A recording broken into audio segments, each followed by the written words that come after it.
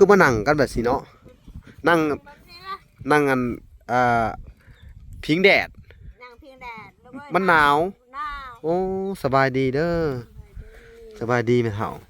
โอ้สบายดีวังเอาแล้วอ่ะสบายดีไหมอ๋อโอ้เห็นบ้านสิเงียบๆเด็กน้อยไปทางใดเบิดแหละไปหาเกี่ยวเขาโอ้อาตุ้ยไปเกี่ยวเขาโดยมุ้ยก็ไปเกี่ยวเขาโดยอ๋อเงี่ยงเด้เนี่ยเป็นคนกีฬาอ๋อขอบคุณมากี่รอพี่น้องเลยเกี่ยวเข่าอยู่ใส่ทางน้องตุ้ยนี่ไกลเติบบ่อยู่บ้านเนาะบ้านใหญ่พูนใดโอ้อยู่บ้านใหญ่พู โดย บ้านเก่าพูอยู่บ้านเก่า บ้ โอ้แคมเซ่พู โดย ไผน่ะ อันนี้ เอาเงี่ยงนั่นน่ะ เออ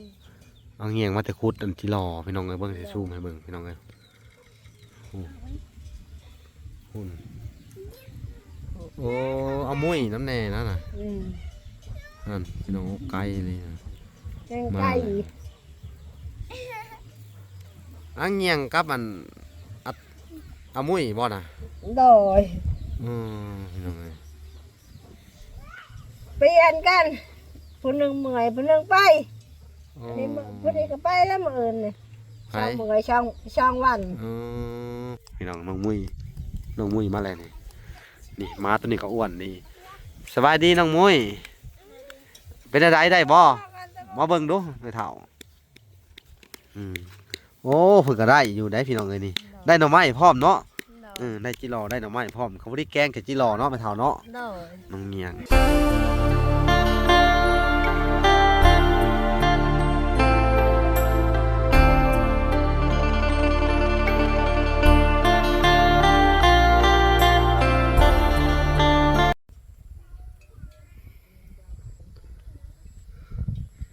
เอาโอเคพี่น้องเอ้ยเนาะกราบสบายดีพ่อแม่พี่น้องเนาะเบิดสู่คู่สู่คนพี่น้องเอ้ยเนาะก็ยินดีเข้าสู่ช่อง YouTube บ่าวหลาสายบุญคุณธรรมคือเก่าเส้นเคยพี่น้องเอ้ยเนาะทักทายสบายดี FC ทางฝั่งไทยและ FC ทางฝั่งลาวและ FC ทางต่างประเทศนำเด้อพี่น้องเอ้ยเนาะที่รับชมบ่าวหลาอยู่เนาะมื้อนี้ก็บ่ล่ะเนาะกลับมาอัปเดตเนาะหรือว่ามาเยี่ยมมายามทั้งอันครอบครัวน้องตุ้ยเบิ่งพี่น้องเอ้ยเนาะเดี๋ยวเราจะเข้าไปสอบถามทางยาเพิ่นเลยนะพี่น้องเนาะโอ้คือมานั่งกันแบบสิเนาะนั่งกันพิงแดด นั่งพิงแดดแล้วก็ มันหนาว หนาว โอ้สบายดีเด้อสบายดีไหมเฒ่าโอ้สบายดีวัง เอาแล้วอ่ะ สบายดีไหมอ๋อ กินหยังน่ะมะกะทัน มันก็ใช่ โอ้มะกะทันหวานว่าต้นนี่ฮะโอ้เห็นบ้านสิเงียบๆเด็กน้อยไปทางใดเบิดแหละ ไปหาเกี่ยวเขา โอ้อาตุ้ยไปเกี่ยวเขา โดย มุ้ยก็ไปเกี่ยวเขา โดย อ๋อเงียงเด้ เนี่ยเป็นคนกีฬา อ๋อขอบคุณมากี่รอ เออ พี่น้องเลยเพิ่นไปขุดไก่บ่เงียง ในหัวนำหวยนำ ห้วยบนเพิ่นไปหาอยู่หากินตะกี้จังได โดย แถวลำห้วยนั่นน่ะเนาะมันเป็นดินทรายเนาะ โดย จิรอมันลงไปพุ่นเนาะ โดย คือสิได้หลายอยู่ แต่ละมื้อเพิ่นก็ไปขุดได้หลายบ่ บ้านะขุดพอกินแล้วเว้ย หากบ่ได้คำบ่ได้ขายหยังเนาะ บ้า อืม ขุดพอกิน เป็นจังได๋แม่เฒ่าอยู่ดีมีแห้งอยู่บ่ ใช่นา อ๋อตะกี้เมื่อย เมื่อไง ใครแน่บัดนี้เนาะ ใช่นา อืมยังบ่ทันได้เกี่ยวข้าวบ่ซุมเจ้าเอง ยังเข้าห้าก็เรื่องทันเลย สิได้เกี่ยวมื้อใดน่ะ จ้ะ ก็มันเหลืองล่ะก็บ่เกินอีกทิศหนึงนี่ดอกเนาะ โดย ทีหนึงก็ได้เกี่ยวใส่ข้าวไอ้ซังคือว่านานอะไร เขาเป็นว่า เขางั้น อัน1,011อ๋อ1,011เนาะ โดย ของงานพี่น้องเอ้ย เขาเพิ่นเบิกอะไรหรอวะ อ๋อ เพิ่นเบิกเขาปลูกฮะ เขาน้องตุ้ยนี่พานเกี่ยวข้าวรับจ้างเอาข้าวนี่บ่หรือเอาเงิน เอาข้าว โอ้ มีข้าวกินลูกเอ้ย ดี แต่ว่าทางวลาก็ยังบ่มีงบเข้ามาพอดีงบประมาณของทางน้องตุ้ยก็เบิดเสร็จสิ้นเบิดทุกสิ่งทุกอย่างพี่น้องเอ้ยก็บ่มีแหละเนาะพี่น้องเอ้ยก็บ่มีเงินสิซื้อข้าวมาให้เพิ่นทางวลาก็มีแต่ว่า ให้น้องดีใจน้องๆเพิ่นเด้อ โดย ไปหาอยู่หากินเนาะบ่มีข้าวก็ไปรับจ้างเอา ไปรับจ้าง บ้านนี้เขาเจ้าของก็ใกล้สิได้เกี่ยวแล้วเนาะ โดย ก็สิอันพอได้อยู่ได้กินอยู่แหละบ้านนี้เนาะ โดย ก็ดีแหละเขายังอันหูจักไปรับจอกรับจ้างเนาะ บ่ไปเชียดได้อยู่มีเขากิน นั่นแหละ หญ้าก็บ่มี อด มา เอา แล้วก็ตั้ม ฮะ เอาเข้าเอามาแต่อัน รับจ้างเขานะ รับจ้างหาก็ตั้ม ตามเอา ตั้มเอา คือบ่ไปสี มีเงิน ฮะ บ่มีเงิน อ๋อยังตำอยู่เนาะสมัยนี่เนาะ เออ ยังตำอยู่เนาะ ยังตั้มนะ โอ้ บ่มีบ่แม่นคือจังนั้นเลย คือบ่หาบไปสีอยู่ในผู้เขาใส่รถล้ออะไรอยู่ไปสีอยู่ในบ้านผู้ก็ได้ บ่มีเงิน บ่ก็บ่ได้เอาห้ำเอาแกบอิหยังไงเพิ่นก็สีให้ฟรีอืม บ่ได้ทางนี้บ่ได้เอาห้ามก็เอาเงิน เอ้าว่าซั่นบ่ ชอบเช้า บ่ห้ำก็เอา ไป ว้ายคือว่าแปลกบ่น่าแต่พี่น้องเอ้ยบ้านลมก็หนาวแหละเนาะไปเฒ่าเนาะ โดยก็ได้ พี่น้องเอ้ย ช้า เบิ่ง เดือน11เดือน12ล่ะพี่น้องเอ้ย โดย เวลาเขาสึกหนาวแล้วเบิ่งหูพี่น้องเอ้ยก้อนเมฆลมปล่อยๆเข้ามาเนาะสุดยอดเลย อากาศหนาวเนาะ เนาะ หนาวบ่คือว่าซื้อเสื้อกันหนาวให้เบิ่นแหละยังบ่ใส่ จะตบเสือ โต๊ะไว้อยู่เนาะ เนาะ เสื้อผ้าเนาะพี่น้องทางเวลาก็ซื้อให้ครบเบิดเนาะ เนาะ อันน่ะมื้อเจอเพิ่นเริ่มแรกทำอันน่ะเวลาก็บรรเทาทุกข์เนาะก็เป็นเงินของทางอันแม่ทอนแก้วพี่น้องช่วยเหลือบรรเทาทุกข์น้องๆเพิ่นซื้อเสื้อผ้าเนาะ เนาะ กับแม่ตู้อันซื้อเสื้อผ้าให้ฮู้ว่าเท่าไรเริ่มแรกฮะที่เขาซื้อให้เนาะก็คือว่า8 ล้านผู้ใด ป้าเถอะ ซื้อผ้าเสื้อผ้าให้เขานี่ พี่น้อย แม่นบ่เลยแล้ววันนี้เสื้อผ้ากันหนาวก็มีครบเบิดเนาะแต่ว่าน้องๆก็ยังเก็บไว้คือเก่าแล้วว่าแม่ตู้ เนาะเขาเก็บเขาตบ คิดว่าใส่ละทิ่มมันบ่ได้ได้ บ่ บอกเบิ่งน้ำเขาหน่อยเด้อ เนาะก็ย่านี่แหละนอนนำฮะ หน้ามานอนนำเนาะ เนาะ เป็นได้นอนเฮือนใหม่คักบ่นอนกับเขา คัก คักเนาะ อืม ดีกว่าเฮือนเก่าเจ้าอีกเนาะ เนาะ อืมก็นอนนำเขาหน่อยเด้อ เนาะก็นอนนั่นแหละ เขากับบ่มีไผมีแต่เจ้าอะไรไม่เท่าเอ้ย เนาะ เนาะตุ้ยเพิ่นก็ไปหารับจ้างเนาะเกี่ยวข้าวเกี่ยวน้ำพี่น้องเอ้ยน้องมุ้ยก็ไปเกี่ยวข้าวน้องอันเงียงก็ไปหาขุดจิรอเนาะ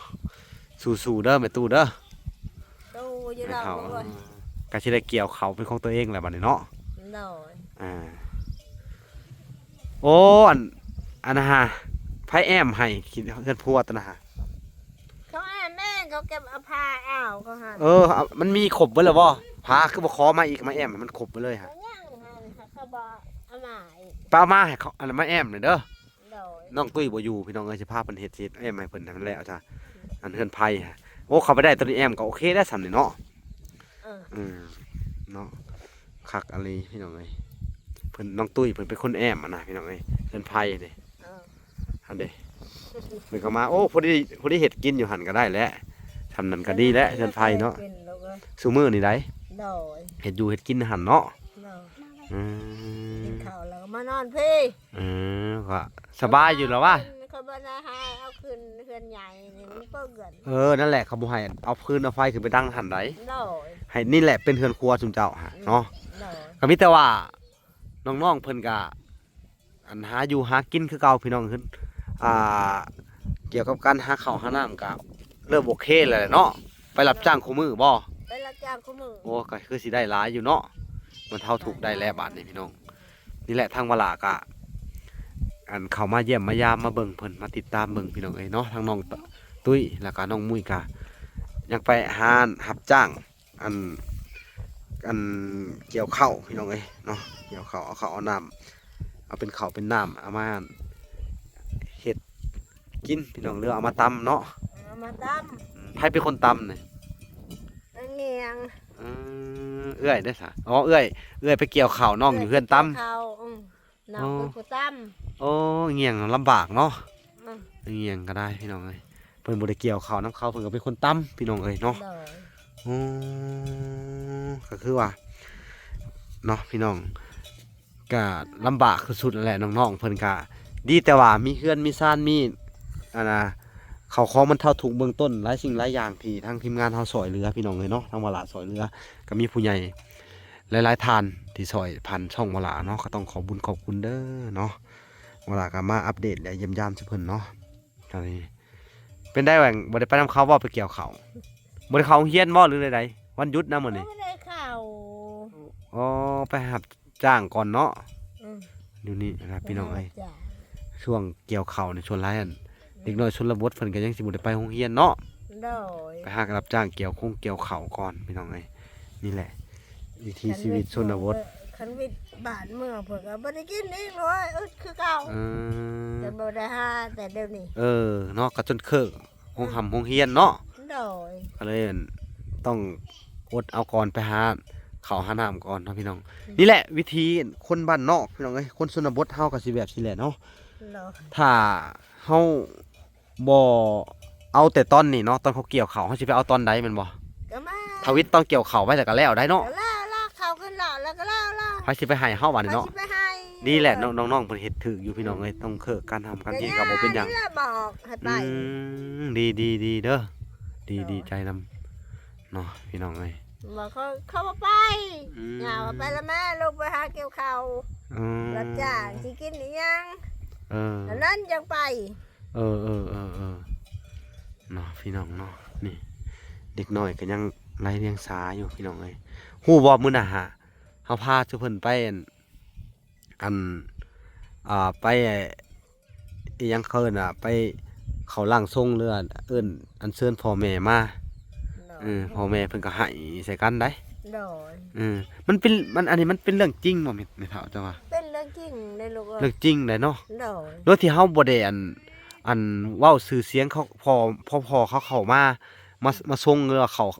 าล่างทรงหั่นก็ห้องชื่อตุ้ยแล้วได้ ห้องลูกถือว่าทุกคนเลย โดย ก็น่าจะเป็นพ่อแม่อีหลีเนาะ ก็เป็นพ่อมา แต่ว่าแม่อยู่ในต้นไม้ใหญ่วันที่นี่แหละอยู่ในแถวเฮือนในเบิ่งลูกอยู่ในแท้ต้นไม้ใหญ่เพิ่นว่าเพิ่นบ่ได้ไปไสก็มักอันนี้เลยเนาะพี่น้องนี่ เป็นที่ ก็มักอินทีเพิ่นว่าเห็นลูกคู่มือเพิ่นว่าแต่เฮ็ดหยังก็บ่ได้อยากบอกอยากห้องอยากหาก็เฮ็ดบ่ได้เพิ่นว่า โดย เพิ่นว่าแม่ลำบากไปไสบ่ได้สิอยู่แต่ในต้นไม้นั่นแน่เบิ่งลูกเพิ่นว่าเนาะ อ๋อหันได้เห็นบ่ค่ะ พ่อหากะคือกันอยู่นํกันแต่ลำบากอยู่เพิ่นว่าอันสิ้นนะฮู้ว่าสิ้นที่ว่าแนวบ่น่าเชื่อสิ้นนั่นน่ะเป็นสิ้นเพิ่นบ่ที่ว่าอันตุ้ยเอาไปฮะวัดร่างทรงอันผีแม่ฮะเราบ่แม่นบ่แม่นน้องตุ้ยซื้อได้สิ้นข่อยเองได้นี่เรา โดยก็มัน สิ้นเราเองนั่นน่ะฮะ โดย สิ้นแม่เองเนาะ โดยเราตำเองได้ สิ้นตัวนั้นหาไหน เออ แต่พอแล้วเราอันนี้ฮะบ่แม่นน้องตุ้ยซื้อได้ข่อยจำได้สิ้นข่อยเองเราโดย ที่เอาไปถวายให้มื้อนั้นหาไหน โดย เราได้แล้วเราก็ได้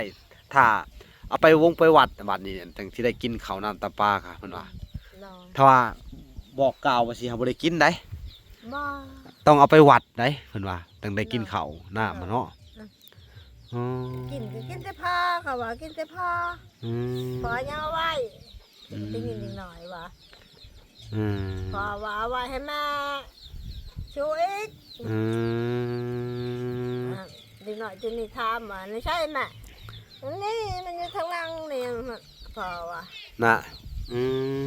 ม เขาไม่ได้ห่องเขาไม่ได้ย่อเขาเขา น่ะ ย่อแต่พอก็พอกินผู้เดียว ก็เปลี่ยนกันกินน่ะนะ โดย อืมแต่ถ้าถามร้านว่าแนวใดถามร้านว่าเขาว่าเรื่องจริงเลยติเขาว่า เรื่องจริงเลย เขาว่าจื้อเบิดเนาะทั้งเวลาแหละทีมงานก็บ่ได้บอกเลยพี่น้องเนาะก็บ่ได้บอกเพิ่นว่ามันทีมงานช่วยเหลือพี่น้องไปไปพาเพิ่นไปเฮ็ดบุญนั่นหาพ่อหาแม่มื้อนั้นก็เนาะ โดย นี่พูดคุยเลยเพิ่นก็ว่าลำบากหลายเพิ่นว่าเนาะเพิ่นก็บอกน้องตุ้ยอยู่บอกน้องตุ้ยว่าให้เบิ่งแย่งดูแลอันน้องเพิ่นว่าเนาะ โดย เพิ่นว่าเบิ่งแย่งดูแลน้องเด้อตุ้ยเพิ่นว่าฝากอาตุ้ยไว้บ่ให้ไปไสว่ะให้เอาผัวก็หาผัวมาเฮือนเพิ่นว่า โดย บ่ให้ไปสู่เขาเพิ่นว่าเนาะ โดย ดีบ่แบบสิไม่เท่าแต่ว่าเนาะเรื่องแนวใด อยู่จ อยู่เรือนจะไพ่ เขาบ่ให้ขึ้นก็ให้น้องอยู่อีกเนาะ โดย เอามาสู่กะเขาเห็ดบ่เคยอยู่เรือนเลย เฮือนกกเฮือนใหญ่แหละเขาบ่ให้อยู่เนาะ บ่ละคือคอยคือกันแล้วกันมีลูกชาวเพิ่นมาชูกะบุกเฮือนหน่อยคอยเฮือนควาน ฉันได้อันนี้ได้บ่แม่นคือลาวเฮานะอันลาวเฮาอะลาวเฮานี่แต่งเฮือนแล้ว ว่าซั่นเนาะฮีดอันนี้เพิ่นว่าฮีดละเทิงเนาะ ให้เราเทิง มันก็ยากแน่เนาะ เนี่ยไม่รู้เว้ย สู้ๆเด้อแม่เฒ่าเด้อ โดย อดเอาก่อนพี่น้องเอ้ย โอ้เนาะ ร้าน พี่น้อง เฮ็ เอ้ ด ย ก็เฮ็ดเอง พี่น้องเอ้ยจักสิว่าจังใดเนาะ โดย เอ้าจังไดก็เป็นกำลังใจให้เด้อ โดย เฮาก็อันเชื่อได้มื้อน่ะพี่น้องที่ได้พาเพิ่นไปเพิ่นว่าเพิ่นน่ะฮู้ตั้งแต่ล่วงหน้าอีกเพิ่นว่า โดย ว่าอันสิพาไปนี่สิพาอันน่ะลูกเต้าเพิ่นไปหั่นน่ะ โดย เพิ่นฮู้ตั้งแต่ล่วงหน้าอีกพี่น้องเอ้ยเนาะ โดย อืม อันนั้นล่ะเพิ่นว่าเฮ็ดอีหยังบ่ครอบเฮ็ดอีหยังบ่ครอบ เพิ่นเว้านะ โดย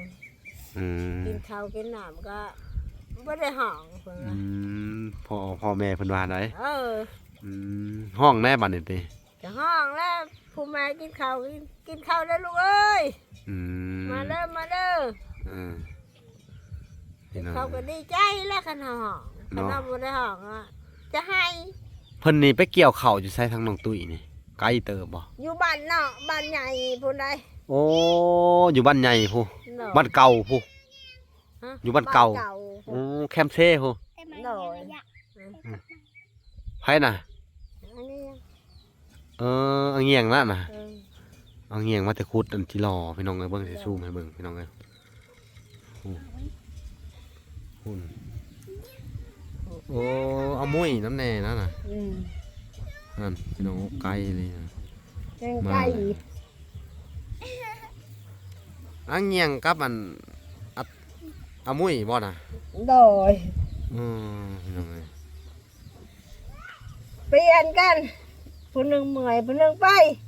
โอ้ นี่ผู้นี้ก็ไปแล้วมื้ออื่นนี่ ไผ ช่างเมื่อยช่างวัน หุ่นพี่น้องมาแต่ขุดที่รอเลยอยากเบิ่งว่าเพิ่นสิได้หรือบ่พี่น้องเอ้ยทางอามุ้ยน้องเงียงไปหาอยู่หากินพี่น้องเอ้ยทางเอื้อยไปหาอันเกี่ยวข้าว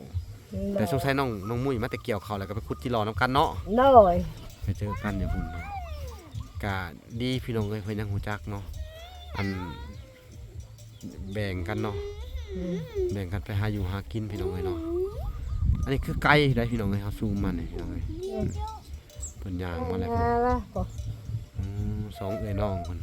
พี่น้องเอ้ยมาแล้วบังต้นไม้แล้วพี่น้องเอ้ยพุ่นนี่ บ่มีคนบ่เฮือนไม่ต้องงบค่ะ หมู่มีคนเพิ่นไปเกี่ยวข้าวไม่ต้องงบก็ได้พี่น้องเอ้ย ไปรับจ้าง อ่า ครัวก็บ่เห็นบ่ อืม ว่านี่ครัวโท่เหรอ พี่น้องเอ้ยมาแล้วพุ่นมันใกล้เติบได้พี่น้องเอ้ยซูมเข้ามาใกล้ๆนี่ เย็นนะ อันนี้เตาบ่อต้นมาเลยบูฮู้ว่าชวนสิได้หรือบ่สิรอพี่น้องเอ้ยโอ้มังกรพี่น้องเอ้ย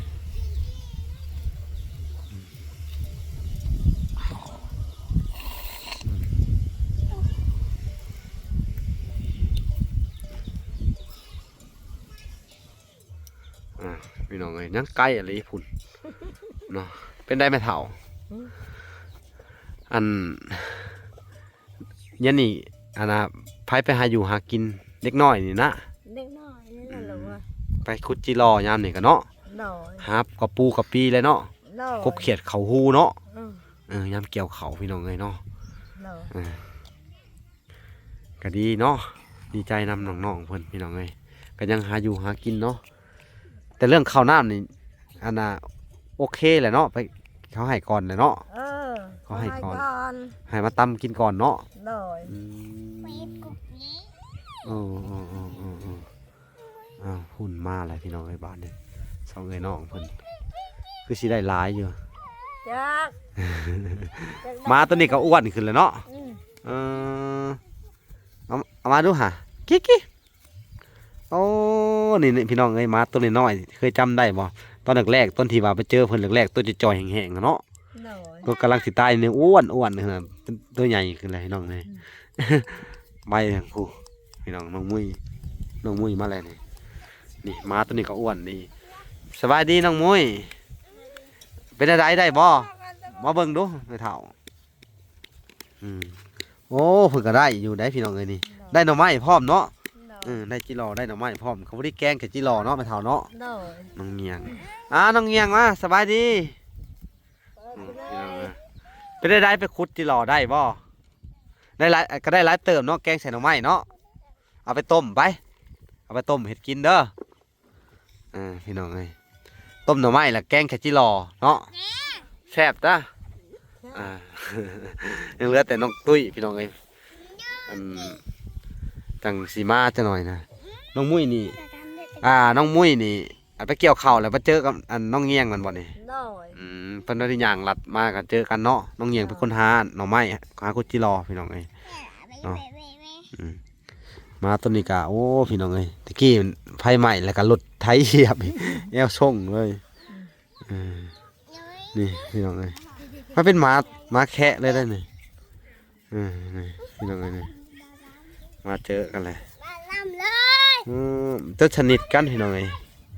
นี่มาก็ได้ เดี๋ยวกันน้องแรกไอ้ เอาไม่เท่าเอ้ยบัดนี้เฮากะสิได้อำลาก่อนเด้อ โดย พี่น้องมาอัปเดตมาเยี่ยมมายามไม่เท่าเพิ่นพี่น้องเอ้ยเนาะกะบ่มีหยังหลายพี่น้องเอ้ยมื้อนี้ก็สิได้อำลาพาจากก่อนพี่น้องเอ้ยสิได้ไปบ้านไปเบิ่งแม่ตะโงกเพิ่นเกี่ยวข้าวอีกเนาะเวลาสิเอาส่งไปให้ทั้งน้องตุ๊กเพิ่นแล้วก็ทั้งน้องไข่มุกพี่น้องเอ้ยเนาะต่อไปพี่น้องเอ้ยคลิปนี้กะบ่มีหยังหลายขอกล่าวคำว่าสบายดีและสวัสดีเด้อพอกันใหม่เอาขอกล่าวคำว่าสบายดีพอกันใหม่บ๊ายบาย สบายเลยสบายเลยสบาย